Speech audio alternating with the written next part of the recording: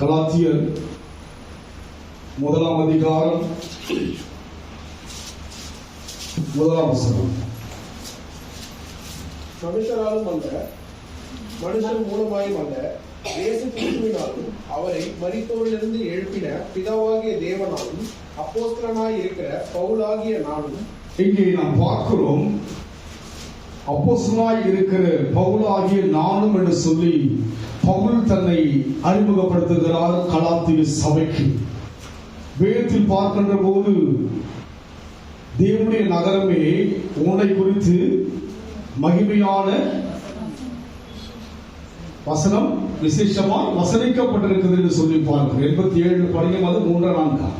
தேவனுடைய நகரமே உன்னை குறித்து மகிமையான விசேஷங்கள் வசனிக்கப்படும் என்று சொல்லி பார்க்கிறேன்.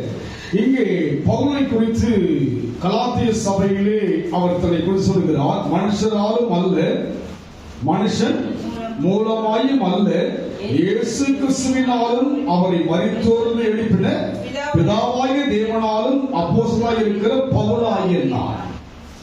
அவரை குறித்து சொல்கிறார். நம்மை குறித்து சங்கீதத்தில் சொல்லப்படுகிற தேவனுடைய நகரமே உன்னை குறித்து வசனிக்கப்படும். நம்மை குறித்தும் சொல்லப்பட்டிருக்கிறது.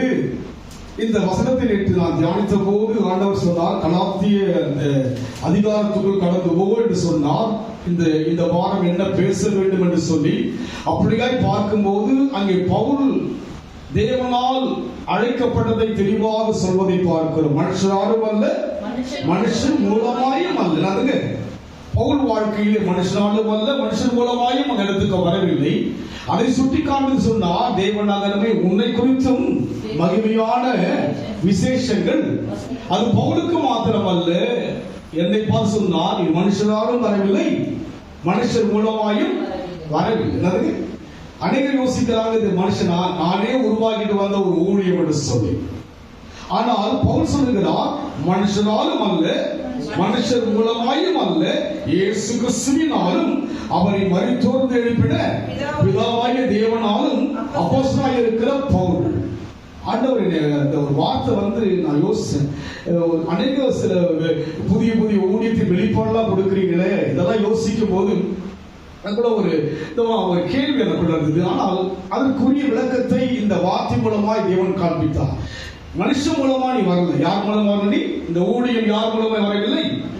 மனுஷன் மூலமாயோ மனுஷனாலும் அல்ல, மனுஷன் மூலமா வரல. நான் ஒரு பைபிள் காலேஜ் போயிட்டு எல்லாம் வரல. இது வர வேண்டும் என்று சொன்னால் ஒரு சில ஒழுங்கெல்லாம் இருக்கிறது, அது மனுஷன் மூலமாய் வருகிறது. ஆனால் பவுல் சொல்கிறார், மனுஷராலும் அல்ல, மனுஷன் மூலமாயும் அல்ல. ஒரு தெளிவான விளக்கத்தை கற்றுக் கொடுத்தார். அதனால்தான் இதுவரைக்கும் இந்த ஊழியம் நடந்து கொண்டு வருகிறது. அநேக பார்வைக்கு எப்படி இருக்கிறது இல்லையோ, தேவ பார்வைக்கு ஒரு விளக்கத்தை காண்பித்தால் இது மனுஷன் மூலமாய் கொடுக்கப்பட்ட ஊழியம் அல்ல.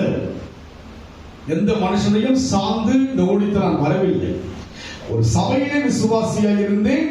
தேவ ஆவியினால் காரியங்கள் சொல்லப்பட்டு தேவனுடைய நடத்துதல் மூலமாக கடந்து வந்த ஊழியம் தான் இந்த ஊழியம்.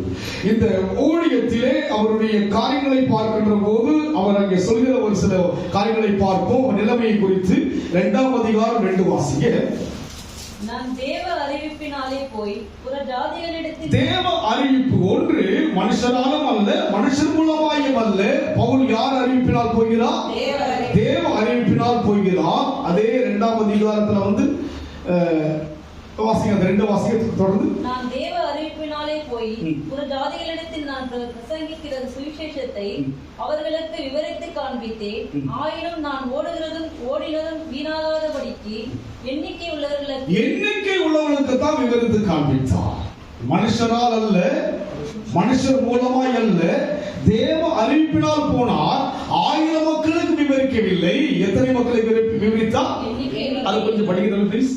And I went up by revelation, and I put before them the good news which I was preaching among the Gentiles, but privately before those who were of good name, so that the work which I was or had been doing might not be without effect.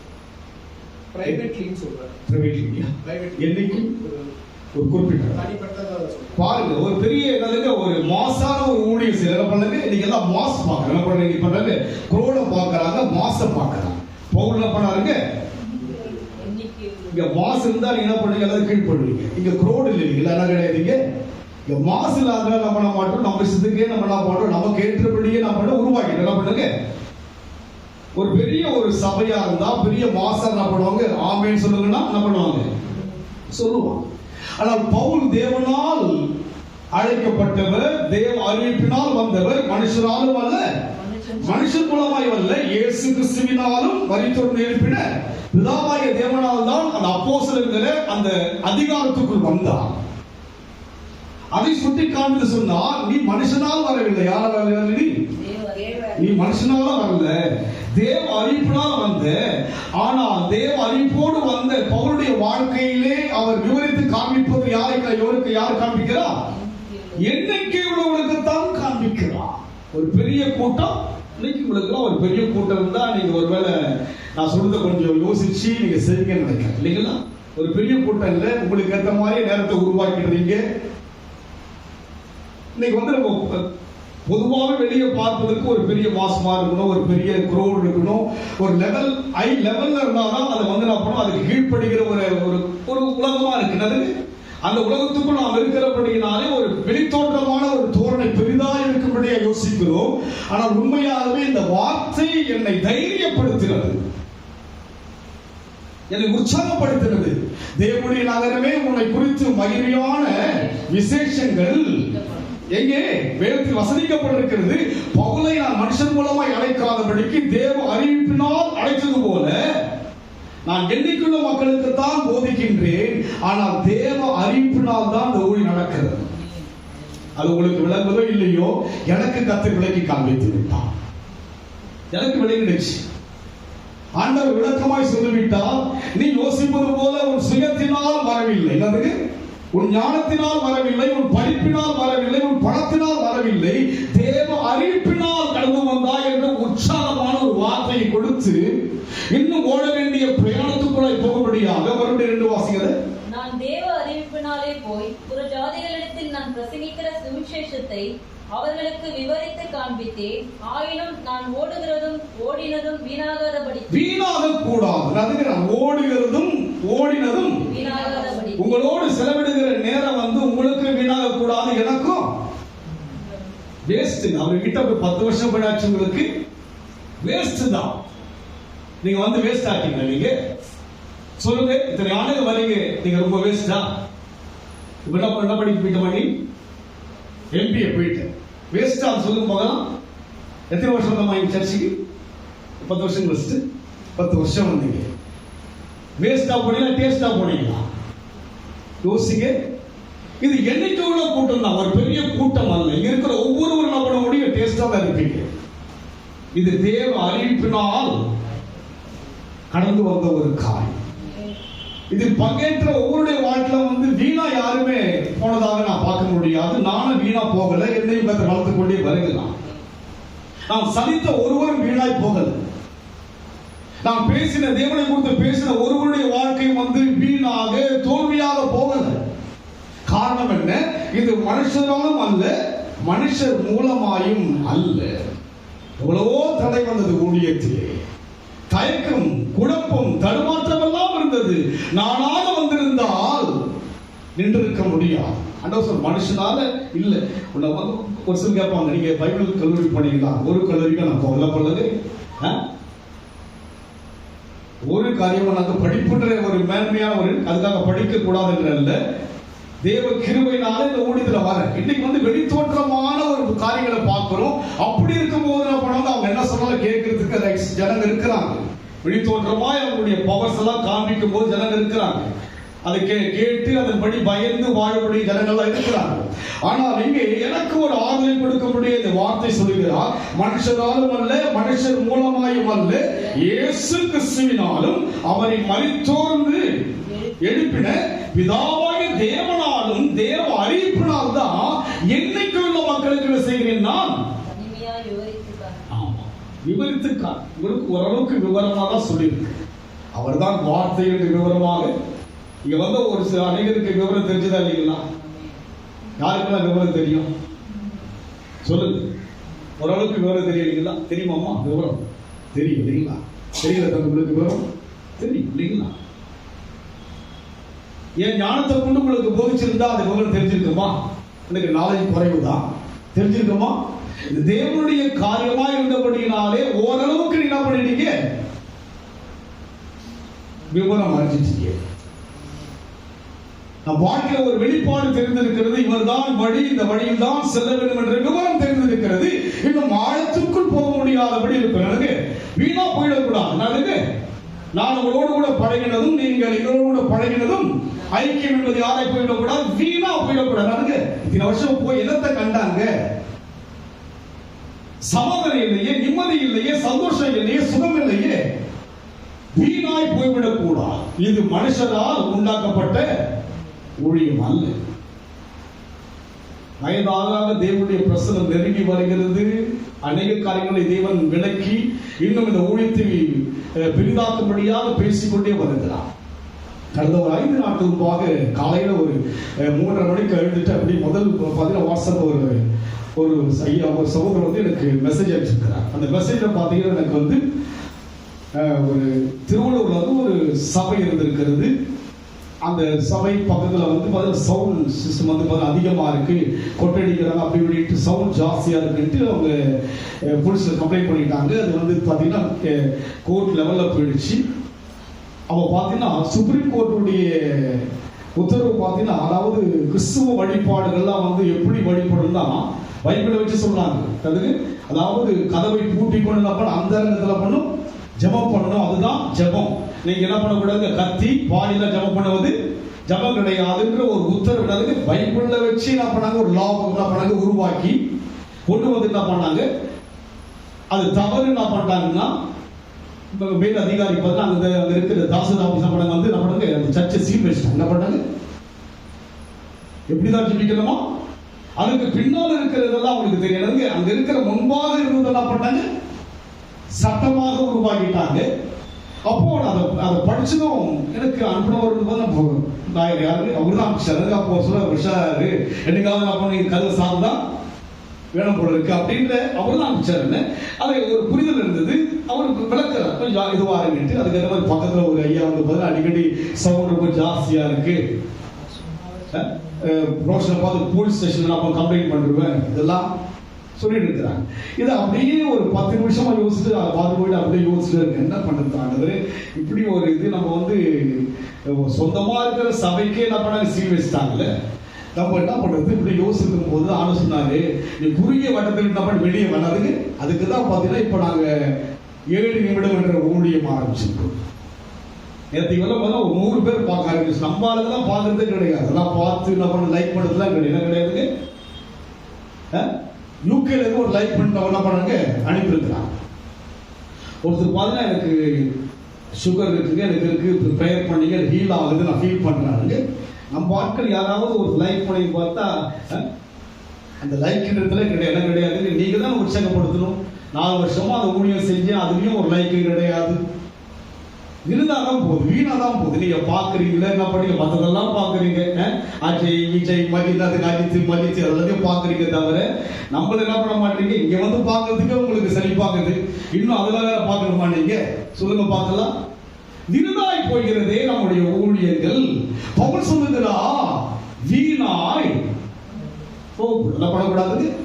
அப்பதான் கதை சொன்னார், இல்ல இப்படி உருவாக்கு கடினமான ஒரு காரியம் என்னன்னா, நான் வீட்டுல லைஃப் என்ன பண்ணுவேன், ட்ரெஸ்ஸை மாத்தி போடுவேன். இங்க வந்து நான் பண்ண யோசிக்கிறேன் என்ன பண்றது. நான் கூட வந்து டிரான்ஸ்லேஷன் வந்து தம்பி வந்துட்டாங்க. இப்ப நான் என்ன பண்ணலாம் வந்துட்டு நான் பண்ண ஒரு ட்ரெஸ் மாத்திக்கணும். அவர் என்ன பண்ண முடியும், ஒரு சின்ன வாலி பிள்ளையா இருக்கிறாரு, அவர் கூச்சப்படுறாரு. கடினமான ஒரு ஊழியம் யோசித்து பார்த்தேன். நேற்று முதல் என்ன பண்ணாங்க, அந்த ஊழியர் செய்ய போறோம். அநேக ஜனங்கள் என்ன பண்ணாங்க, எனக்கு என்ன பண்ணாங்க, அவங்க விரும்பி அவங்க லைக் பண்ணி என்ன பண்ணாங்க, எனக்கு பதில் கொடுத்தாங்க.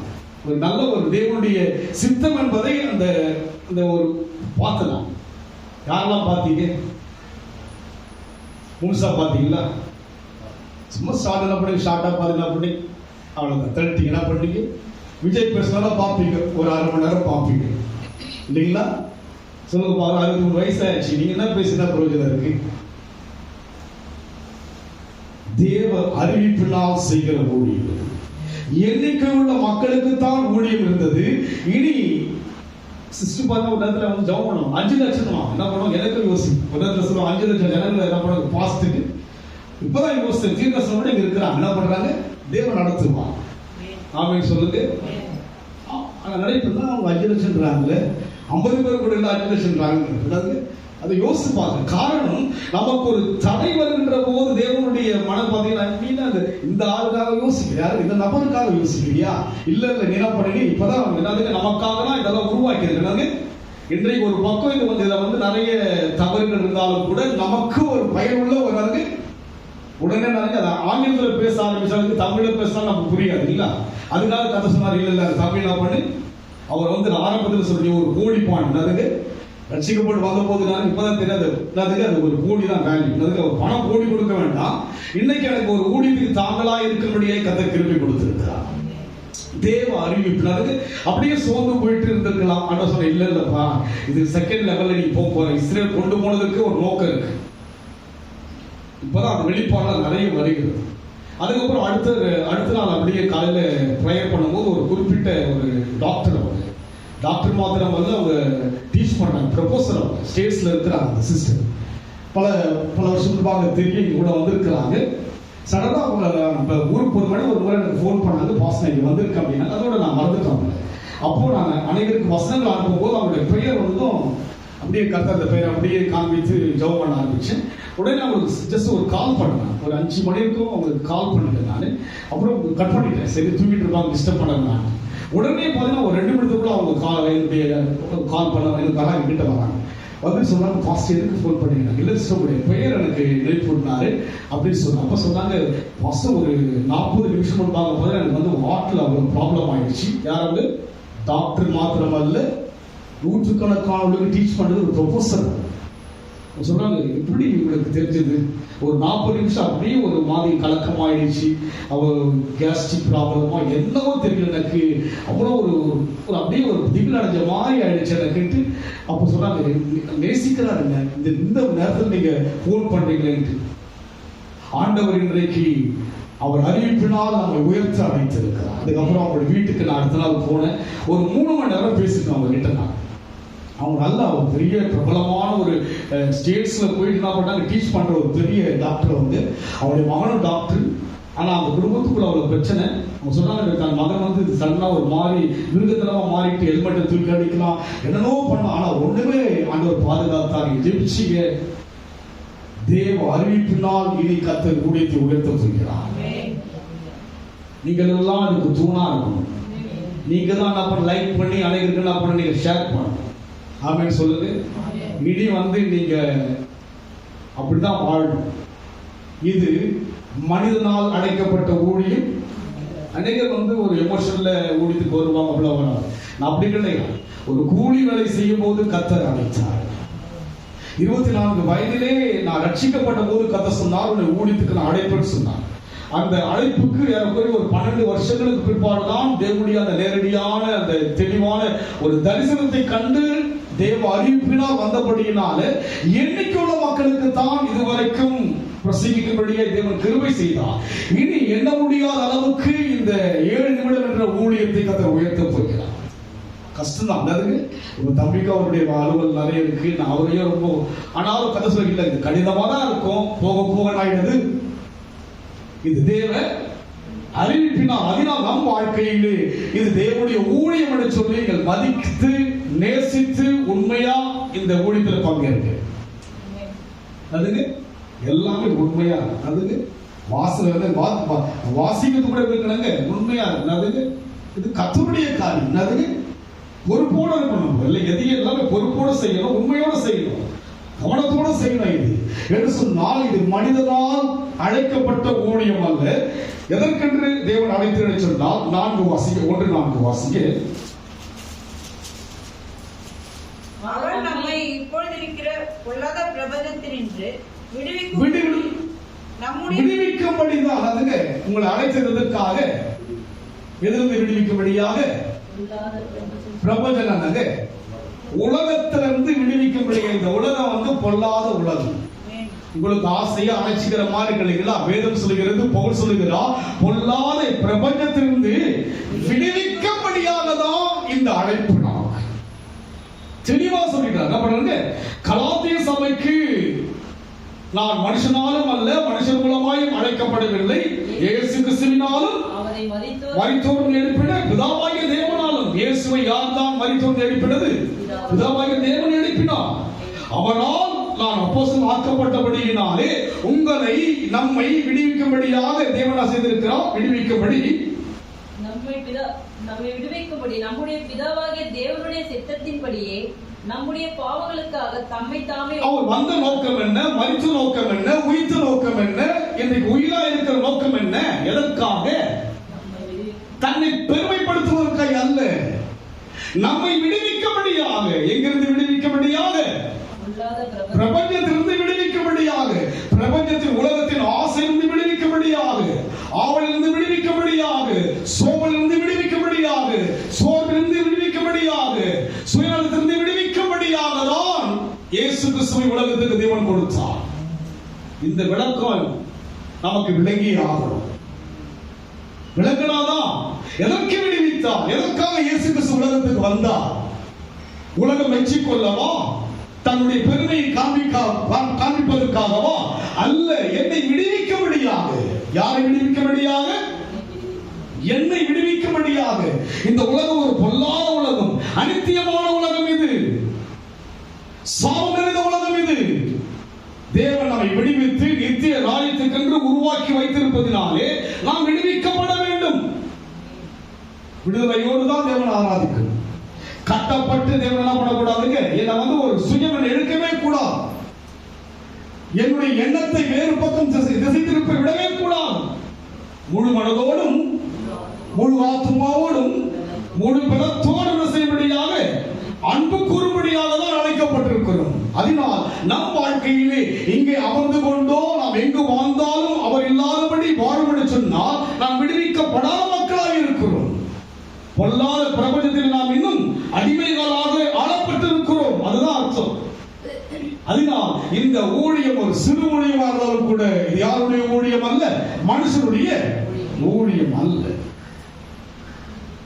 தேவன் பெருக அழைத்திருக்கிறார், கர்த்தர் உயர்த்த அழைத்திருக்கிறார். சபையும் உயர வேண்டும், சபை மக்களாகி நீங்களும் உயர வேண்டும், தேவ ஜனங்களும் உயர வேண்டும் என்று சொன்னால் விடுவிக்கப்பட்டால் தான் உயர முடியும். யோவானின் சுவிசேஷம் 8ஆம் அதிகாரம் 36 வாசிங்க.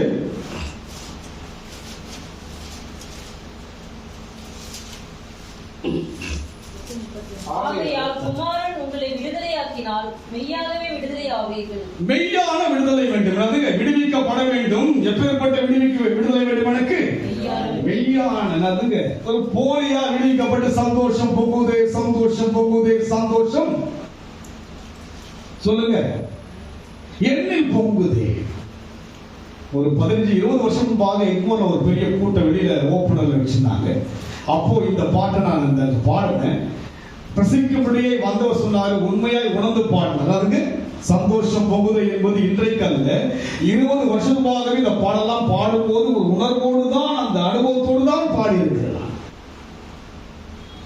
அதனால் குமாரன் விடுதலையாக்கினால் மெய்யான விடுதலையோடு வாங்க. ஆமென் சொல்லுங்க பார்க்கலாம். அதுக்கு எப்போதும் எந்த விடுதலையோடு இருக்கணும்? இயேசு சொன்னால் உங்களை யாரும் கட்டக்கூடாது. ஆமென் சொல்லுங்க. இயேசு மீது உங்க வாழ்க்கையில யாரும் எந்த நபர் இருக்கக்கூடாது. மெய்யான விடுதலை எனக்கு வேண்டும். குமாரன் என்பவர் விடுதலையாக்கினால் மெய்யாகவே விடுதலையாவீர்கள். இந்த பிரபஞ்சத்திலிருந்து விடுவிக்கும்படியாக தான் தேவன் அவரை கொடுத்தார். ஆழமாய் யோசிக்க வேண்டிய ஆவிக்குரிய மக்கள் நாம் சாதாரணமான மக்கள் அல்ல, கிறிஸ்தவ மக்கள் அல்ல. நாம் யாராய் இருக்கிறோம்? ஆவிக்குரியவர்கள். ஆவியானவர் எங்கு உண்டோ அங்கு குமாரனும் இருக்க வேண்டும், ஆவியானவரும் இருக்க வேண்டும், பிதாவாகிய தேவனுமாய் ஆள வேண்டும். திரியேகத்துடைய ஆளுகைக்குள்ளாய் இருக்கும் போதுதான் நான் விடுவிக்கப்படுவேன். மெய்யான விடுதலை இருக்கிறது நமக்கு. சொல்லுங்க. சபை என்றால் விடுதலையோடு வரணும், நேரத்துக்கு வர வேண்டும், பயத்தோடு வர வேண்டும், தாகத்தோடு வர வேண்டும்,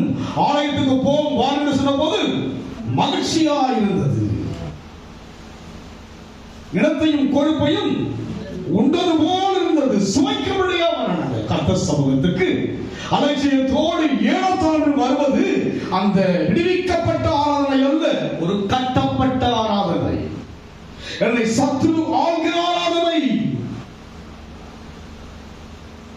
என்னெல்லாம் பிரச்சனை, அந்த பிரச்சனைகளை வைத்து சபை கூடுதலை விட்டுடுறோம். ரொம்ப வேதனை. இந்த ஊழியம் மனித ஊழியம் அல்ல, என்னுடைய சுயநலமான ஊழியம் அல்ல, இது தேவனால் அழைக்கப்பட்ட ஊழியமாய் இருப்பதினாலே மனுஷர் மூலமாயும் அல்ல, மனுஷனாலும் அல்ல, மனுஷர் மூலமாயும் அல்ல. அதனால்தான் இந்த 25 வருஷம் எண்ணிக்கையுள்ள மக்களுக்காக ஊழியம் செஞ்சேன். பெருசா நான் பண்ணலங்க, இதுக்காக நான் அதிகமாக பிரயாசப்பட்டு இதுக்காக வேறு வழியில் முயற்சி இல்லை, அப்படியே நடத்திட்டு வந்தார். எண்ணிக்கையுள்ள மக்களுக்கு விடுதலை கர்த்தர் கொடுத்தார். நேற்றுக்கு ஒரு அவங்களுக்கு தமிழ் தெரியாது, அவங்களுக்கு அனுப்பிச்சேன். மத்தியத்தில் அவருடைய கணவர் இருந்து 1 வருஷம். மெசேஜ் மோசம் டிரான்ஸ்லேஷன் ரொம்ப நல்லா இருக்கு. நல்லதுக்கு கர்த்தர் உருவாக்குகிறார். அவங்களுக்கெல்லாம் சொல்ல முடியலையே, அவங்க இன்னும் ஆழமா அறியணும்னு யோசித்தேன். கர்த்தர் இந்த தடையின் மத்தியிலே ஒரு புதிய தரிசனத்தை கொடுத்தார். அதுதான் 7 நிமிடம். நான் ஒரு 3 நிமிஷம் பேசுறேன், அந்த டென்ஷன் இவ்வளவுதான். இதற்குள் பெரிய அற்புதங்களை தேவன் செய்ய போகிறார். அது விலைக்கு பேசுனேன், கேட்டவங்களுக்கு தெரியும். யாரெல்லாம் கேட்டீங்க சொல்லுங்க. நீங்க தான் தூருங்க சபைக்கு. இந்த ஊழியம் மனுஷருடைய ஊழியம். மார்த்தட்டி தைரியமா சொல்ல முடியும், இது மனுஷ ஊழியம் அல்ல. மனுஷ ஊழியமா இருந்தால் என்றைக்கோ மூடிட்டு இருக்காங்க. கதவுக்கு வாசல் மூடப்பட்டிருக்கும். நிந்தனைகள், வேதனைகள், அவமானங்கள், இழப்புகள்லாம் வாழ்க்கையில் சந்திச்சான். மனுஷன் நானாக வந்திருந்தால், இல்லாவிட்டா ஒரு சொல்லி ஊழியம் செய்ய வந்திருந்தால், இத்தனை இந்த 23 ஆண்டுகள் சபை 2003 ஆரம்பித்தோம். 98 நான் பண்ணாரு ஊழியத்துக்கு நான் வந்தேன். 5 ஆண்டுகளுக்கு பிற்பாடு சபை ஊழியத்தை ஆரம்பித்தோம். 23 ஆண்டுகள். இது மனுஷரால் வந்திருந்தால் நிற்க முடியாது. மனுஷன் மூலமாய் வராதபடியினாலே எண்ணிக்கை உள்ள மக்களுக்கு தான் நான் இதுவரைக்கும் போதித்து வைத்தேன். இதுவரைக்கும் போதித்ததாங்க பெரிய கூட்டம் அல்ல, எண்ணிக்கை உள்ள மக்களுக்கு தான். கடந்த நாட்கள் இஸ்ரேல் போயிருக்கும் போது அங்க ஒரு பாட்டுக்கு ஒரு வாய்ப்பு கொடுத்தாங்க. பாட கூட சொல்லல, அங்க போயிட்டு ஏதாவது சொல்லுங்க. நாங்க என்ன சொல்ல முடியும், நமக்கு என்ன பெரிய ஆங்கிலம் தெரியும். அதுக்குதான் டிரான்ஸ்லேஷன் பண்ணது ஒரு நபர் நாங்க பண்ணிட்டேன், இங்க வச்சுட்டு பாட்டை பாடுற சபை மக்களே சொன்னாங்க, எங்களுக்கு மொழி தெரியலங்க, நாங்க தொடப்பட்டோம். இது மனுஷன் மூலமான ஊழியம் அல்ல.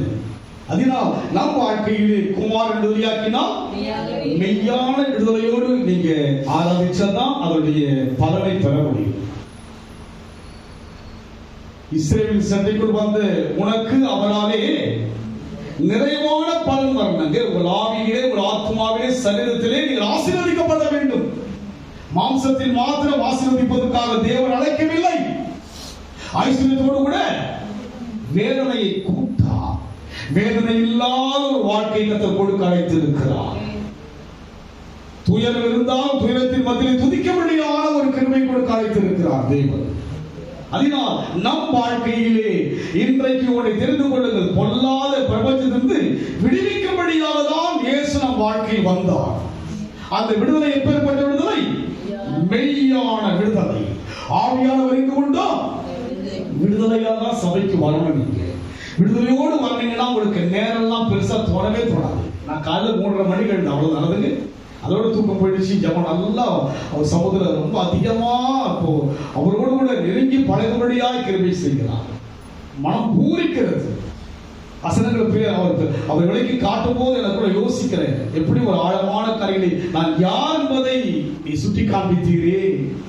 நான் என்னவோ தயங்கி இருந்தேனே, நீ தயங்கவே கூடாது. அதுக்கு கட்டளை தான், அதுக்கு நீ கட்டளை தான். சுகத்தை உடனே கொடுக்கும்படியாக தேவன் இறங்க போகிறார். இந்த 25 ஆண்டுகள் ஓடின என்னுடைய ஓட்டம் வீணாகாதபடிக்கு, நான் அனைவருக்கு சொன்னவர்களுக்கும் அவருடைய ரட்சிப்பு வீணாகாதபடிக்கு எண்ணிக்கையுள்ள மக்கள் ரட்சிக்கப்பட்டார்கள். ஆயிரக்கணக்கான மக்கள் அல்ல. அப்போஸ்தலனாகிய பவுலே சொல்லுகிறார், எண்ணிக்கை உள்ளவர்களுக்கு நான் போதித்தேன். ஆனா அது வீணா போகல, அது வீணா போகல.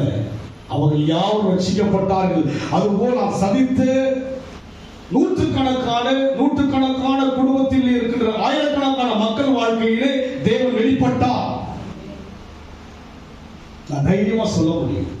நானா என்னுடைய டேலண்டையோ என்னுடைய நாலேஜையோ சொல்லியிருந்தா அவங்களால மாற முடியாது. எவ்வளவு பெரிய பெரிய மக்கள் எல்லாம் தானாக வந்து ஞானஸ்நானம் எடுத்தார்கள். எடுத்து சிஎஸ்ஐ பேக்ரவுண்ட்ல அவ்வளவு ஆங்கிலத்தில் வந்து முழுமை பெற்ற மக்கள், ஹை லெவல் இருக்கிறவங்க தானாக வந்து மரிச்சாங்க. கர்த்தருக்குள்ள பெரிய பெரிய நபர்கள், அவங்களோடு கூட நான் பேச முடியாது, தானாக வந்து. கர்நாடகா பெங்களூர்ல பார்த்தீங்கன்னா ஒரு பெரிய சகோதரி, ரொம்ப அவங்க வந்து ஒரு பெரிய லீடர் மாதிரி இருப்பாங்க. மேரேஜ் பண்ணல இவ்வளவு ஹைட் இருப்பாங்க, ராணுவத்தில் போல இருப்பாங்க.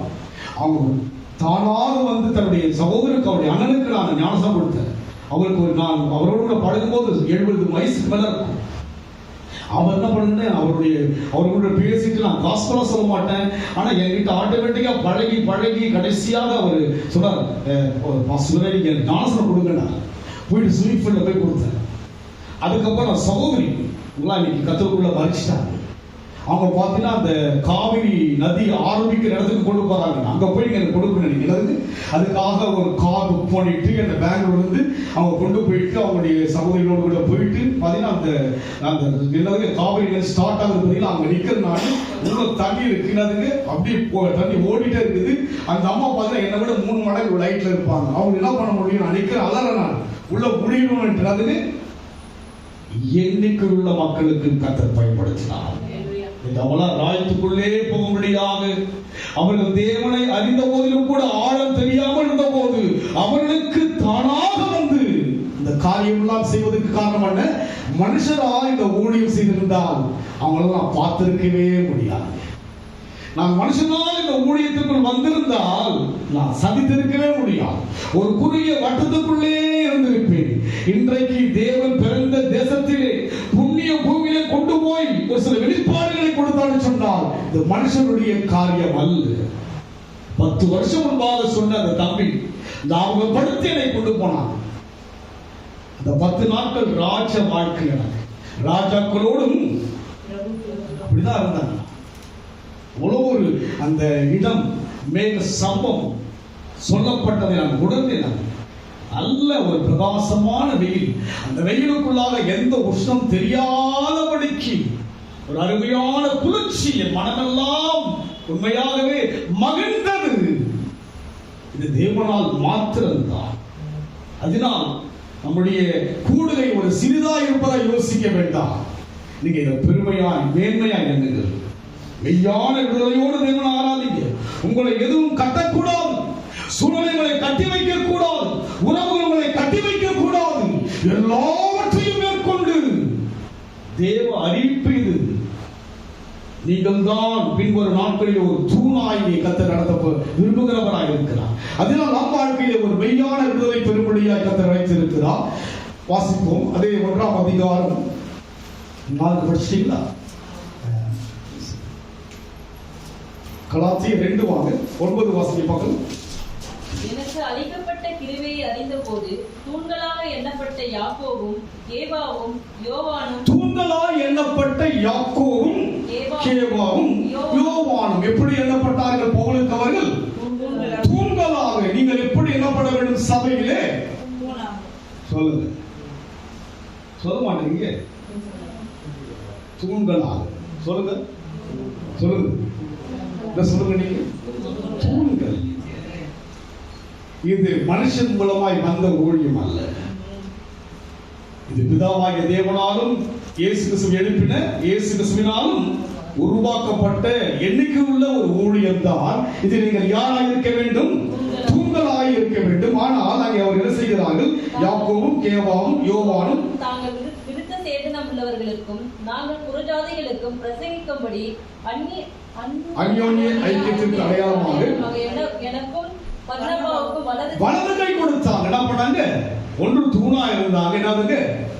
வலது கை. நானுங்க ரைட். நீங்களா யாரு? நீங்க சொல்ல மாட்டீங்க. பாஸ்ட் யாரு? நீங்க யாரு போட்டீங்க? ரைட். நீ யாரு? ரோஷினி யாரு? Right hand. பார்த்தீங்களா? அவர் ரைட் ஹேண்ட் யாருவாங்க? ஆமா, விஜய்க்கு ரைட் ஹேண்ட் யார் இருந்தது சொல்லுங்க பார்க்கலாம். அவர் ஆளே காணுன்றாங்க. ரைட் ஹேண்ட் அவர் தானுங்க.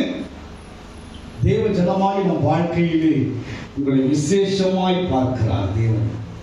தேவநகரமே உன்னை குறித்து மகிமையான விசேஷங்கள் வசனிக்கப்பட்டிருக்கிறது. உங்கள் பெயரை சொல்லி வசனிக்கப்பட்டிருக்கிறது. நீ சபைக்கு யாராய் இருக்க வேண்டும்? தூணாய் இருக்க வேண்டும். இரண்டாவது வலது கையா இருக்கணும். அதுதான் தேவனுடைய அழைப்பு. புரிஞ்சதுங்களா? சிறு சபைதான் சிறு மந்தையே பிதா உன்னில் பிரியமாய் இருக்கிறாரே. சிறுமைப்பட்டவனை அலட்சியம் பண்ணாதவர் அல்லவா? சிறுமையும் எளிமையானவனை நினைக்கிறவர் அல்லவா அவர்? உலகம் தான் மாசு பார்க்கணும். உலகம் என்ன பண்ணுங்க? மாசு பார்த்து 41 பேர் என்ன பண்ணாங்க? மறிச்சு போயிட்டாங்க இல்லைங்களா? யோசிச்சு பாருங்க. ஆனால் நீங்க பார்க்கிறோம் முன்னமே படிக்க தொடர்ந்து படிக்கணும். பர்னபாவுக்கு வலது கை கொடுத்து பிடித்திரை நினைத்துக் கொள்ளும்படிக்கு மாத்திரம் சொன்னார்கள். அப்படி செய்யும்படி 2:13 வாசிங்க. மற்ற யூதரும் அவனோடு கூட மாயம் பண்ணினார்கள். அவர்களுடைய மாயத்தினாலே பர்னபாவும் இழுக்குண்டான். எப்படி 12 வாசிங்க. எப்படி எனில் யாக்கோபினிடத்திலிருந்து சிலர் வருகிறதற்கு முன்னே அவன் புறஜாதியருடனே சாப்பிட்டான். அவர்கள் வந்தபோது விருத்த சேதனம் உள்ளவர்களுக்கு பயந்து விலகி பாருங்க. அது என்ன பண்ணாங்கன்னா, பவுல் எப்படி இருக்கிறார்? அது என்ன பண்ணாங்க? பர்னபா, யோவான் என்ன பண்ணாங்க? எல்லாருமே படிக்க யாரு? கேப்பா 3 யாக்கோபு என்ன பண்ணாங்க? புறஜாதியோட மிங்களா இருந்தாங்க. பேதுருலாம் அவங்க என்ன பண்ணாங்கன்னா, அவங்க வேற ஜாதி, நாங்க வேற ஜாதி. என்ன பண்ணாங்க? ஒரு மாயத்துக்குள்ள வந்துட்டாங்க. தூணாய் வர வேண்டிய என்ன பண்ணாங்க? ஆமா, இப்போ என்ன பண்ணாங்க? நம்ம தூணா இருக்கிற மாதிரி இருக்கும், ஆனா மாயத்துக்குள்ள இருக்கும். எப்படி இருக்கும்? தூணா என்ன பண்ணுவீங்க? சர்ச்சுக்கு எப்போ வரணும்? முதல்ல எப்படி வர்றீங்க? இது ஒரு பங்கு இருக்கு உங்களுக்கு. என்னதுக்கு? தூண் இல்லைன்னா ஆயிடுங்க, விழுந்துரு இல்லைங்களா? அப்போ விடாமல் இருப்பதற்கு யார் வர வேண்டும்?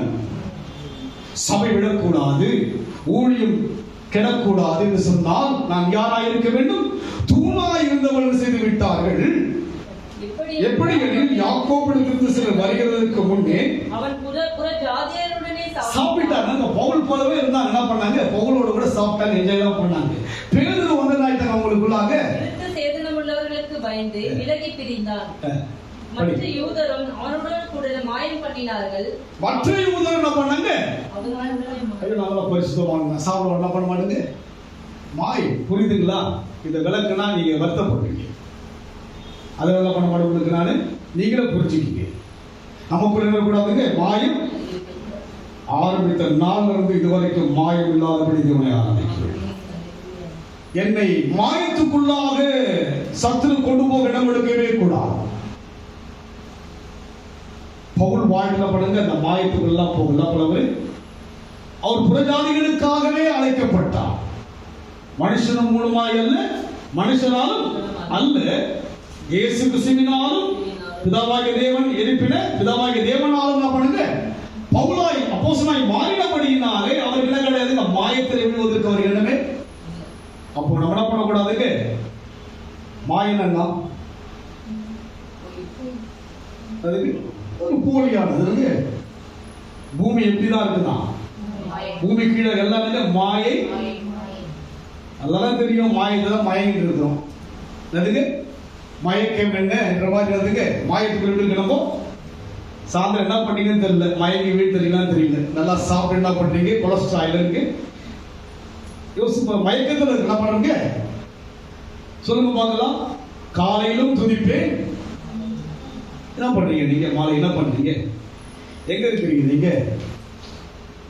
காலையில் வந்து என்ன பண்ணலான்னு பாடுறேன், எல்லாம் செய்யறேன். மாலை 2 வாரம் சொன்னீங்க வரவே. யோசிச்சு பாருங்க. மாயத்துக்குள்ளே கலந்து போகிறோம். யாரா இருக்க வேண்டியவனா? யாரா இருக்க வேண்டிய? தூங்க. தேவ பார்வையில விசேஷமான ஜனங்க. உங்களை பார்க்கும்போது ஒரு என்ன சொல் நான் யோசிச்சேன். அவர் சொல்லப்பா, நீ மனுஷனாலும் அல்ல மனுஷர் மூலமாய் அல்ல, நான் அழைத்தேன். இதை விட வேற என்ன ஒண்ணு சொல்லுங்க பார்க்கலாம். இதை விட சொல்ல என்ன வேண்டும்? 1 கோடி செல்வங்கள் என்னை தேடி வந்தாலும் இந்த வார்த்தைக்கு ஈடாகுமா? போதையா, இந்த வார்த்தை போதும். இன்னும் பல வருஷங்கள் ஓடுவதற்கு உத்வேகப்படுத்த வார்த்தை எனக்கு போதையா. நான் அப்படின்னா பண்ணுங்க, ஒரு பாட்டு இருக்கு இல்ல, அதாவது தோற்றுடுவேன் என்று சொல்லி தோண்டு போனேனே, வென்றிடுவா என்று சொல்லி விரைந்து வந்தீரே. தோற்றுடுவேன் தோண்ட இல்ல இல்ல, வென்றிடுவா என்று எப்படி வந்தா? விரைந்து வந்தான். 3 பாடல் வந்து தீர்க்கதரிசனமான பாடல் தலையா இருக்கிறது. அதை இஸ்ரேல்ல போயிட்டு எடுத்து அரகுறவா எடுத்துட்டாங்க.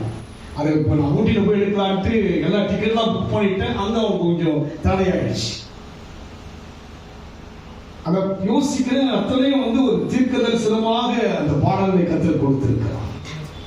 தொலைவில் இருந்த என்னை தேடி வந்தீரே, தொலைந்து போன என்னை அழைத்துக் கொண்டீரே, விடமாட்டேன் உன்னை விடமாட்டேன் என்று சொன்னீரே, கடைசி வரைக்கும் என்னை காக்கும்.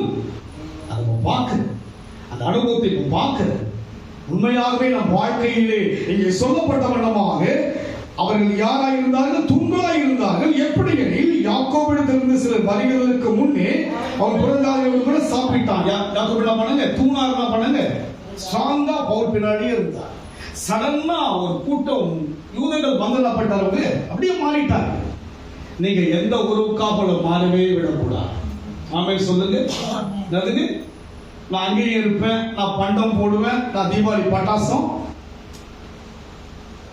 சொல்லுங்க. வரப்போகுது இல்லையா தீபாவளி? சொல்லுங்க பார்க்கலாம். நேரத்துக்கே பார்த்து ஒரு தம்பியான தீபாவளி ஸ்வீட் என்ன இருக்கு அதுக்கு கொடுத்துட்டாங்க. நேற்று நைட்டு 9:30 மணிக்கு ஒரு ஷூ வருது. சுவிசேஷனுடைய பாதங்கள் எவ்வளவு அந்த ஒரு மனத்தில் நல்லதுக்கு 9:30 மணிக்கு நல்லதுக்கு எனக்கு ஃபோன் பண்ணுங்கிறாங்க. நான் ஏதோ கம்பெனி கால் எடுக்கவே நல்லதுக்கு. அப்புறம் போனா ஒரு புது ஷூ வருது. யோசித்து பாருங்க, ஆண்டவருடைய அந்த உற்சாகத்தை நான் பார்க்கிறேன். வார்த்தையிலையும் உற்சாகப்படுத்துகிறான், அநேக செயல் மூலமாய் என்னை உற்சாகப்படுத்துகிறான். இதுக்கு மேல என்ன பண்ண மாட்டானே, உங்களை கண்டிஷனாக தான் நடத்துவேன். ஆமென் சொல்லுங்க. 10 பேர் தான் முத்து போல இருக்கணும். யார் நீங்க சொல்லுங்க? நீங்க யார்? நீங்க முத்து. நீங்க யார்? நீங்க சொல்லுங்க. யார் நீங்க? சொல்ல மாட்டீங்க. யார் நீங்க சொல்லுங்க? முத்து அண்ணாமலை இப்படி சொல்லி போங்க சார், அப்படிதான் சொல்ல போறது. சொல்லுங்க. 10 இருந்தாலும் எப்படி இருந்தீங்க? எண்ணிக்கையுள்ள மக்கள் போதும். ஆமென் சொல்லுங்க. வெளியே எவ்வளவு ஜனங்களை கத்த நடத்திட்டாங்க எனக்கு தெரியும். அதுக்கு அவங்க ஜனங்கள்லாம் அந்த வயசானவங்க எல்லாம் ஞானஸ்தானம் எடுத்து இன்னைக்கு தேவ ராஜ்யத்துக்குள் போய் கர்த்தருக்குள்ளாகவே வாழ்ந்த கிறிஸ்தவர்கள். அவங்க அறியாம அவங்களுக்குள்ளாக ஒரு உணர்வு வந்து என்கிட்ட ஒரு சாதாரண ஒரு மனுஷன். ஆனால் நான் எனக்கு தெரியல அப்போ. ஆனால் இப்போது சொல்லுகிறா, நீ மனுஷன் மூலமா அல்ல, மனுஷனாலும் அல்ல, என்னால் அழைக்கப்பட்டிருக்கிறார். ஒரு கோடி எனக்கு கிடைச்சமா இருக்கு, கிடைச்சிருச்சு. ஆமென் சொல்லுங்க. என் கண்ணுக்கு முன்பாக வெண்கல கதவு உடைப்பதை நான் பார்க்கிறேன், இருப்பு தாழ்வுகள் குறிப்பதை நான் பார்க்கிறேன். அந்த காலத்திலே நமக்கு ஒரு மேன்மை கத்தர் வைத்திருக்கிறோம். கிடைக்கும் ஒரு சொந்த சபை நமக்கு கிடைக்கும். பூஜ்யம் தான், ஆனா வார்த்தை என்னை உருவாக்குகிறது. இந்த 7 நிமிடம் என்ற இந்த ஊழியத்துக்காக நீங்க ஜெபிங்க. உங்களால் எந்த அளவில் அதுல ஈடுபாடு கொள்ள முடியுமோ கடந்து வாங்க. உங்கள் உதவிகள் உங்களுக்கு அவசியம். காரணம், நீங்க சொற்ப ஜனமாய் நாம் யாராய் இருக்கிறோம்? தூண்களாய் இருக்கிறபடினாலே நாம் ஆயத்தில் வீழ்ந்து விடாதபடிக்கு எப்படி யாக்கோபிடத்திலிருந்து சில வருகிறதற்கு முன்னே அவன் புறஜாதியருடனே சாப்பிட்டான். அவர்கள் வந்தபோதோ விருத்த சேதனம் உள்ளவர்களுக்கு பயந்து விலகி பிரிந்தான். பயந்து என்னதுங்க? உறவுக்காரர் என்ன சொல்லுவாங்க? என்னது, நாத்திகம்ப கல்யாணம் வச்சுட்டாங்க, நான் போய் தான் தாலியை கட்டணும். அதுக்கு இதெல்லாம் தள்ளிடுங்க. இதெல்லாம் என் மனைவியுடைய மூச்சு போகும்போது இங்க பாடிட்டு இருக்க நான். தேவன் பார்த்தார். என்னைக்குள்ள மக்கள் தானே ஒரு பெரிய அன்னைக்கு ஜீவன் போது 4 பேர் இருக்கிறாங்க. தமிழ் செல்வி ஒரு 4 பேர் தான் ஈவினிங். அவ்வளவுதான் சொல்றாங்க. வேண்டாப்பா மூச்சு போற மாதிரி இல்ல, காலையிலும் துதிப்பேன். அதனாலதான் பாட்டு சொன்னாரு, என்னால் அழைக்கப்பட்டபடினால்தான் உன்னால் அதை செய்ய முடிந்தது, இல்லாவிட்டால் என்னால் அதை நிச்சயம் முடியாது. ஐயோ போயிட போறாங்களே, ஐயோ என்ன பண்ண பாலை ஊற்றணும் இல்லை. அவர் ஜனம் தான், அவருக்காக தான் அங்கே சொல்லுகிறார், பயந்து மற்ற யூதர் அவனுடனே கூட மாயம் பண்ணினார்கள், அவர்களுடைய மாயம் நமக்குள் மாயம் இருக்கவே கூடாது. அவன் சொல்லுங்க பார்க்கலாம், வெளிப்படையான ஆராதனை. இல்லாதுங்க இங்க இருந்து என்ன பண்ணக்கூடாதுங்க, நீங்க வேறு எண்ணமே இருக்கக்கூடாது. கர்த்தர் என்னோடு கூட பேசுகிறார் என்று எண்ணதான் இருந்தவர், என்னையே குத்தி குத்தி பேசுறான்ற ஒரு மாயம் நமக்குள்ள என்ன உருவாக்குகிறார். அதுங்க நீதிமான் என்ன பண்ணுவாங்க, அதை பார்த்தீங்கன்னா அந்த நீதிமான் சொல்லுகிற வார்த்தை என்ன பண்ணுவோம், அவங்க கேட்டு என்ன பண்ணுவேன், அது என்னைய போல என்ன பண்ணுங்க, கொட்டா என்ன பண்ணுவோம், ஏற்றுக்கணும். என்ன பண்ணீங்க, சொல்லும்படியே காலையிலும் துதிப்பேன். பார்க்கலாம், உங்க வாயால சொல்லிட்டீங்க மாட்டீங்க, அதாவது சொல்லாம இருக்கிறீங்களா, நீங்க சொன்னாலும் சொல்லாம போனாலும் நீங்க தான் தூண், நீங்க அவருக்கு அவசியம். ஆமென் சொல்லுங்க. ஆமா, தேவன் நிச்சயம் நடத்த வல்லவர். தொடர்ந்து வாசிங்க. மற்ற யூதரும் அவங்களோட மாயம் பண்ணினார்கள், அவர்களுடைய மாயத்தினாலே பர்னபாவும் இழுப்புண்டான். பாருங்க, அவருடைய மாயத்தினாலே பர்னபாவும் இழுப்புண்டான். நீங்க யாராலும் இழுக்கப்படக்கூடாது. ஆமென் சொல்லுங்க பார்க்கலாம். எந்த உறவாலையோ எந்த தொழிலாலையோ தேவனை விட ஒண்ணும் கிடையாது. முதலாவது தேவ ராஜ்யத்தையும் என்னை எதுவும் இழுக்கக்கூடாது, நபரும் இழுக்கக்கூடாது, சூழ்நிலையும் இழுக்கக்கூடாதுங்க. தேவனுக்காக தான் சிலுவை அறையுண்டே. இனி அதுதான் தோளுடைய வாழ்க்கை. இனி யார் கிடையாது, இனி நான் கிடையாது, என் வாழ்க்கை இயேசுவுக்கு தான். அப்படியாய் சொல்கிறார். இப்படி அவர்கள் சுவிசேஷத்தின் சத்தியத்திற்கேற்ற சரியாய் நடவாதை நான் கண்டபோது சத்தியத்துக்கேற்றபடி சரியா நடக்கல, தூணாதான் இருந்தாங்க, திரும்ப மாறிட்டாங்க. எப்படி இருந்தாங்க அவங்க, ரைட் ஹேண்டா இருந்தாங்க, இப்படி ஆயிட்டாங்க, கைடு விட்டு போயிட்டாங்க. உங்களுக்கு சரியா நடக்கல. எது நடக்கவங்க, சுவிசேஷத்தை சத்தியத்துக்கு ஏற்றபடி சரியாய் நடவாதை நாம் கண்டபோது. பாத்தீங்களா எவ்வளவு வழி இருக்கு பாத்தீங்களா. ஐயோ தூணாய் இருப்ப நினைச்சனே, பாக்குறேன் இவெல்லாம் நல்லதான் இருந்தாங்க, நல்லா வந்தாங்க போனாங்க, பின்னாச்சு உங்களுக்கு மாயத்துக்குள்ள வெளுத்தாங்க. இல்லாம பண்ணுவாங்க, பாடுகள் இருக்கும்போது பாடி மகிழ்ச்சியோட வந்தாங்க, எல்லாத்துலயும் பங்கேற்றாங்க. இப்ப என்ன பண்றாங்க, எல்லாத்துக்கும் ஃபிக்ஸ் பண்ணிட்டாங்க. என்ன பண்றாங்க, இப்படிதான் இருப்போம், நம்ம ஒரு என்ன பண்ண, நம்ம ஒரு பிளான் பண்ணி இப்படிதான் வாழணும், போறோமா பாடுறோமா துதிக்கிறோமா வந்துடுறோம், அவ்வளவுதான். என்னதுங்க, ஒரு டிஸ்டன்ஸ் மெயின்டைன் பண்றதுங்க.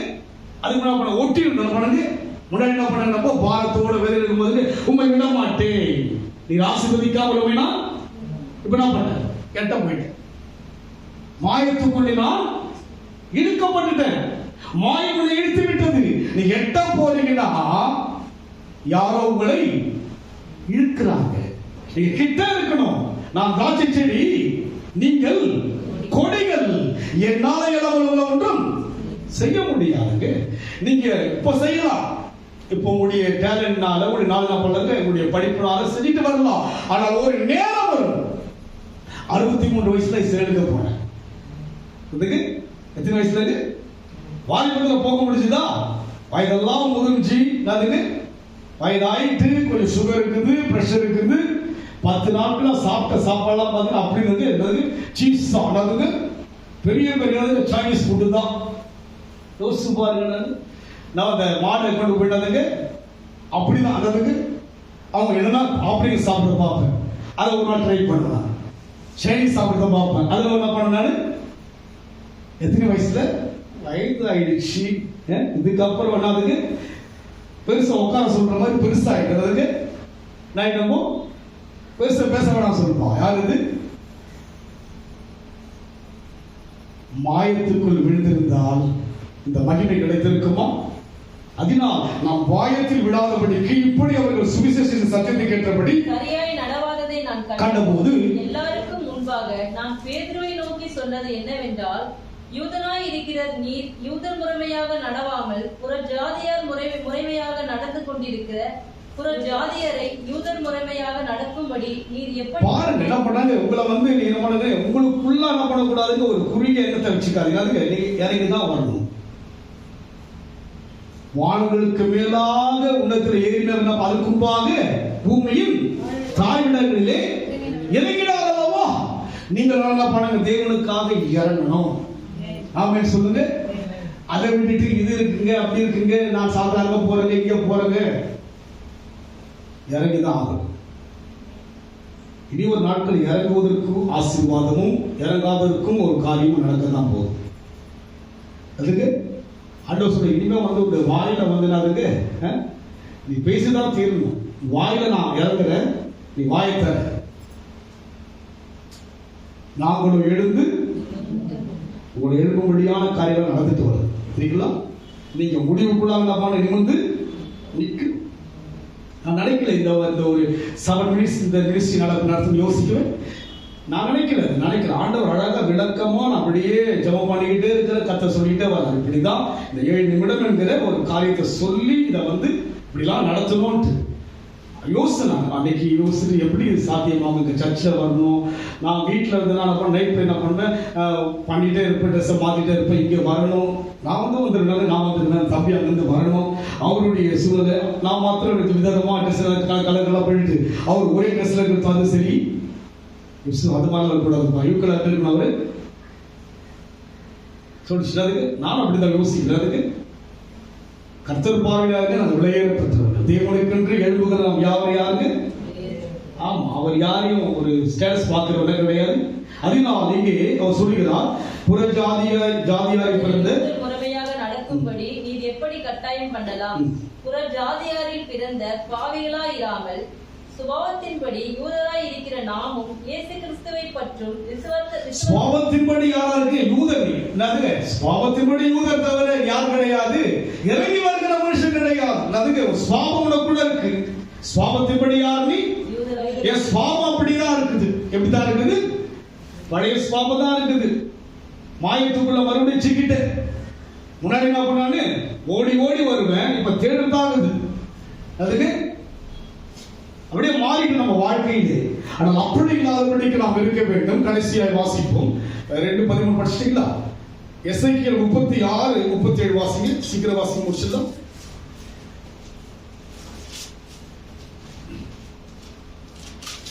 கர்த்தராகிய ஆண்டவர் சொல்லுகிறது என்னவென்றால், இஸ்ரவேல் வம்சத்தாருக்காக நான் இதை அனுகிரகம் செய்யும்படி அவர்கள் என்னிடத்தில் விண்ணப்பம் பண்ண வேண்டும். இஸ்ரவேல் வம்சத்திற்காக நான் அனுக்கிரகம் செய்யும்படிக்கு இரட்சகரின் அனுக்கிரகத்துக்குள்ள வந்துட்டார். ஆமென் சொல்லுங்க. எங்க வந்துட்டாருங்க? இனி அனுக்கிரகம் தான் அந்த அர்த்தத்தை நீ புரிந்து கொள்வாய். இந்த 25 வருஷமும் அனுக்கிரகம் என்பது மனுஷரால் அல்ல, மனுஷர் மூலமாயும் அல்ல, ஜெபிக்கின்ற போது என் செவிகளிலே தொடர்ந்து தொனித்து கொண்டே இருந்த அனுக்கிரகம் அனுக்கிரகம் அனுக்கிரகம் என்ற வார்த்தை தொனித்துக் கொண்டே இருந்தது. இது யாருக்கிட்டே நான் கேட்டோம் இல்லை, நான் படிச்ச இல்லை, கர்த்தர் அறிவார். அன்றைக்கு அழைத்த போது அவர் கொடுத்த ஒரு வார்த்தை என் செவிகளிலே அனுக்கிரகம் என்ற ஒரு வார்த்தை தொனித்துக் கொண்டே இருந்தது. அந்த அனுக்கிரகத்தோடு எதை இணைக்க வேண்டும் என்று யோசிக்கும் போது ரட்சகராய் இருந்தபடினால் தான் அனுக்கிரகம் கிடைத்தது. அனுக்கிரகம் பல விதங்களிலே கிரேஸாக காண்பிக்க முடியும், அதை என்ன பண்ண முடியும், கிருபையா காண்பிக்க முடியும், இரக்கமா காண்பிக்க முடியும். ஒவ்வொரு தோரணத்துல வந்து அனுக்கிரகத்தை வந்து பைபிள்ல நிறைய இடத்துல கொடுக்கப்பட்டிருக்கிறது. அனுக்கிரகம் என்பது ஒரு ஈவு. ரட்சகரின் அனுக்கிரகம் மாத்திரம் அல்ல, கண்களை மூடுவதெல்லாம் ஒரு கருத்தை நான் பார்த்தேன். அந்த கருத்தை நான் இன்னும் இதுவரைக்கும் அந்த ஒரு கருத்தை உருவாக்க முடியல. அன்றைக்கு மனுஷரால் அழைக்கப்படாமல் தேவனுடைய ஈவனால் கடந்து வந்த போது ஒன்று அனுக்கிரகம், இரண்டாவது ரட்சகர் என்ற ஜாயின் பண்ண அதை இணைத்துக் கொண்டே கரம் இந்த என்னுடைய அடையாளம் அதுதான். அதனால் இங்கே சொல்லுகிறார், படியுமா? ஆண்டவர் சொல்லுகிறது என்னவென்றால், இஸ்ரவேல் வம்சத்தாருக்காக நான் அதை அனுக்கிரகம் செய்யும்படி அவர்கள் என்னிடத்தில் விண்ணப்பம் பண்ண வேண்டும். மந்தை பெருகிறது போல அவர்கள் மனிதர்களை பெருக பண்ணுவார். என்னைக்குள்ள மனுஷனுக்கு இதுவரைக்கும் போதித்தோ, இனி மந்தை பெருகுவது போல பெருக பண்ணும்படியாக நீங்கள் தூண்களாக மாறணும். ஆமென் சொல்லுங்க. நீங்க வளர்ந்து கரமாக மாயத்தில் விழுந்துடாதீங்க. எதில் விழுந்துடாதீங்க? மாயத்துக்குள்ளாக வந்து ஏதோ ஒரு கிறிஸ்துவ தோரணையோடு வந்து பாடி துதிச்சுட்டு போவது கர்த்தர் அழைக்கவில்லை. இந்த பிரபஞ்சத்தினுடைய பொல்லாத பிரபஞ்சத்திலிருந்து விடுவிக்கப்பட்டு நான் தூணா இருக்கிறேன். தூணாதான் இருந்தார்கள். ஆனால் பேதுரு வந்தவர்கள் மாயத்துக்குள்ளாக சிக்கப்பட்டார்கள். இங்க இருக்கிற ஒருவர் இதற்குள் சிக்கப்படக்கூடாது. மெய்யான விடுதலையோடு கூட உங்களுக்குள் கர்த்தர் உணர்த்துவதை நீங்க செய்யுங்க. ஆமென் சொல்லுங்க. கர்த்தர் உணர்த்துவார். காரணம் சபைக்கு தூண் கர்த்தர் உணர்த்துவார். அதனால் கடைசி ஒரு வசனவாசி 37 14 வாசி. என் ஆவியை உங்களுக்குள்ளே வைப்பேன், நீங்கள் உயிரடைவீர்கள். நான் உங்களை உங்கள் தேசத்திலே வைப்பேன். என் ஆவியை உங்களுக்குள் வைப்பேன். பாத்தீங்களா, அனுக்கிரகத்தை கொடுத்து பெருக செய்யும்படியாக ஆவியை உனக்குள் வைப்பேன். நீ ஒரு நாட்கள ஒரு வித்தியாசமான அனுபவத்தில் கர்த்தர் நடத்த போகிறார். நீங்க பார்க்க போறீங்க.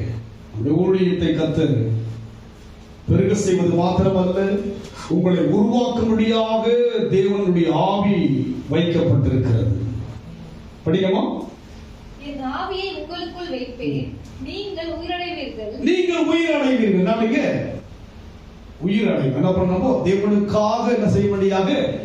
ஆமா, மரித்தவர்களும் மௌனத்தில் கர்த்தரை துதியார். நான் உயிருள்ளவனாய், நான் உயிரோடு இருக்க மட்டும் கர்த்தரை துதிப்பேன். நான் உள்ளவன் தேவனை. ஆமா, ஒரு செத்த அனுபவத்தோட சொல்லுவாங்களே, எப்படி இருக்கீங்க? ஏதோ வாழணுங்க, அதுக்கு நடைபெறமா வாழ எப்படி வாழனானு ஆவிக்குரிய வாழ்க்கை இருப்படாது. நீங்க உங்களை ஃபோர்ஸ் பண்ணவே கூடாது. உங்களை தட்டலாம் கூடாது. நீங்க தட்டி என்ன பண்ண, நீங்க எழுதுக்கணும். என்ன பண்ணீங்க? உங்களை யாரும் என்ன பண்ணக்கூடாது, வற்புறுத்தவே. மீன் குஞ்சு என்ன பண்ண முடியாது, தானாக மீத கற்றுக் கொடுக்க வேண்டிய. உங்களை துதிங்க, 7 மணிக்கு வாங்க, செவ்வாய்க்கிழமை வாங்க, இதெல்லாம் சொல்ல வேண்டிய. காலை வாங்க, மாலை சொல்லுங்க. ஒரு 15 பேர் வச்சு நல்லா பேசுறீங்களே, நீங்க தான் தூண். உங்கள்கிட்ட தான் பேச முடியும். அதுகிட்ட பேச முடியும். பேசாம பேசக்கூடாதுங்களா? நான் பேசவில்லை.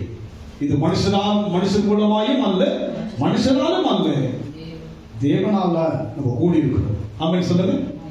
இங்க கூடி இருப்பது இது என்னாலும் அல்ல, உங்களாலும் அல்ல, அண்ட சராசரி உருவாக்கின தேவனால் கூடியிருக்கிறபடியினாலே இனி உயிரடைய வேண்டும். நான் யார் என்று உயிரடைய வேண்டும்? நான் தூண் என்று உயிரடைய வேண்டும். நான் சபைக்கும் தேவனுக்கும்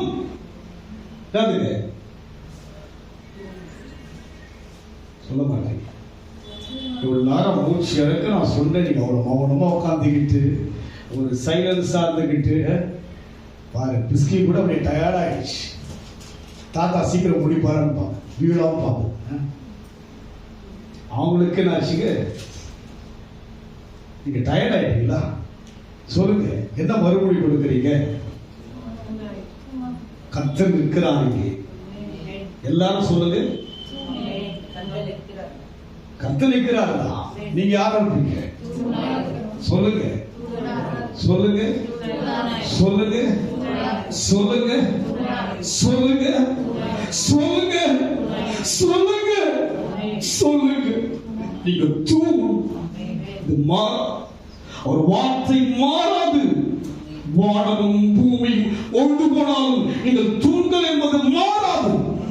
நீங்கள் தேவனுக்கு வலது கையாக, ஊழியத்துக்கு வலது கையாய் நீங்கள் எழும்பும் போது நீங்கள் எழுந்து நிமிர வைப்பீர்கள்.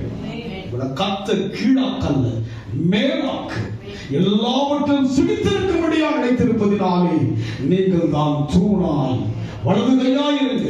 மாயத்துக்கு விழுந்து விடாதீங்க. நீங்க முயற்சி பண்ணுங்க. தடை வரும், தடுமாற்றம் வரும், சோர்வு வரும், சோம்பல் வரும். எல்லாவற்றையும் மேற்கொண்டு தேவனை நோக்கி பாருங்க. அவர் உதவி செய்ய வல்லவர். உங்களை உருவாக்கிடுவாங்க. நீங்க தேவனுக்கென்று உங்களை ஒப்பு கொடுக்க ஆரம்பிச்சிட்டீங்கன்னா அவர் அற்புதம் செய்வார். அவர் அற்புதத்தின் தேவன். அதனால் இது மனுஷனாலும் அல்ல, மனுஷன் மூலமாய் இல்லாத ஊழியமாய் இருப்பதினாலே தேவனுக்காய் மகிமையாய் வாழ நம்ம ஒப்பு கொடுப்போம். அன்பின் ஆண்டவரே, உலகத்தினுடைய எல்லா காரியங்களும் மாயை கர்த்தாவே, பொல்லாத உலகத்தில் வாழ்கிற எங்களை விடுவிக்கும்படியாய் அல்லவா இந்த உலகத்துக்கு வந்தீர். அதற்காக நன்றி செலுத்துகிறோம். நன்றி ஐயா. இன்றைக்கு நாங்கள் குறுகிய சொற்பமான மக்களாய் கூடினாலும் கூட அன்றைக்கு பவுலுடைய அனுபவத்தில் கூட எண்ணிக்கை உள்ள மக்களோடு தான் அவர் பேசி அவர்களை பெரிய தேவ மனுஷர்களாய் மாற்றினதாய் பார்க்கிறோம். அதுபோல ஆண்டவரே இருக்கிற தேவ ஜனங்கள் ஒவ்வொருவரும் தூண்கள். இதை ஆண்டவரை கேட்கின்ற ஒவ்வொரு தேவ ஜனங்களும் தேவனுக்கு தூண்கள். தேவனுடைய பார்வையிலே ஆண்டவரே அவர்கள் அப்பா ஆண்டவரை துதிக்கிற வலது கையாக பவுலுக்கு இருந்தது போல கர்த்தாவே அதுபோல எங்கள் வாழ்க்கை இருக்கட்டும். மாயத்தில் நாங்கள் விழுந்து விடாதபடிக்கு, மாயத்தில் நாங்கள் சிக்கி விடாதபடிக்கு ஆண்டவர் எச்சரித்ததற்காய் ஸ்தோத்திரம். ஆண்டவர் நடத்துங்க ராஜா, நடத்துங்க ஆண்டவரை மந்தை பெறுவது போல மனிதர்களை பெருக செய்யும்படியாக அனுக்கிரகமாய் இறங்குவதற்காய் ஸ்தோத்திரம். அனுக்கிரகம் ஆண்டவரே, ரட்சகரின் அனுக்கிரகம் இனி உருவாக போவதற்காய் ஸ்தோத்திரம் கர்த்தாவே. ரட்சகரின் அனுக்கிரகத்தை தேவ ஜனங்கள் ஆண்டவரை காண்பிக்கும்படியாக வெளிப்பட போவதற்காய் ஸ்தோத்திரம் ஐயா. ரட்சகரின் அனுக்கிரகம் என்பது ஆண்டவரே மனுஷனால் உண்டானதல்ல ஐயா. ரட்சகரின் அனுக்கிரகம் ஜெபவீடு என்பது மனுஷன் மூலமாய் உண்டானதல்ல கர்த்தாவே. தேவனாலும் பிதாவாகிய தேவனாலும் ஆண்டவரை உண்டாக்கப்பட்டது என்று 100% ஆண்டவரை நான் விசுவாசிக்கிறேன் ஐயா. தேவ ஜனங்களை விசுவாசிக்கட்டும் கர்த்தாவே. அதனுடைய பிரதிபலிப்பை, அதனுடைய பிரதிபலனை வெளிப்படுத்துங்க. அற்புதங்களை செய்யுங்க ராஜா, அதிசயங்களை செய்யுங்க ராஜா. எல்லாருடைய ஆண்டவரை குருவதற்கு கட்டுகள் உடைக்கப்பட்ட ஐயா விடுதலையோடு தேவனை ஆராதிக்கும்படியாக ஏவுங்கய்யா ஆண்டவரே. ஏவுதலுடைய அபிஷேகத்தை ஊற்றுங்க ராஜா. ஒவ்வொரு மனிதனும் ஏவப்படைய ஒப்புக்கொடுக்கிற கர்த்தாவே பொறுப்படுத்திக் கொள்ளுங்க இயேசுவின் நாமத்தில் பிதாவே. என் ஆத்துமாவே கர்த்தரை ஸ்தோத்திரி, என் உள்ளமே நாமத்தை ஸ்தோத்திரி. என் ஆத்துமாவே கர்த்தரை ஸ்தோத்திரி, கர்த்தர் சில சகல உபகாரங்களை மறவாதே. நம்முடைய கர்த்தராகிய இயேசு கிறிஸ்துவின் கிருபை, பிதாவாகிய தேவனுடைய அன்பும் பரிசுத்த ஆவியானவரின் ஐக்கியமும் நம்மோடு கூட கர்த்தர் வருகை மட்டும் என்றென்றைக்கும் இருப்பதாக. ஆமென்.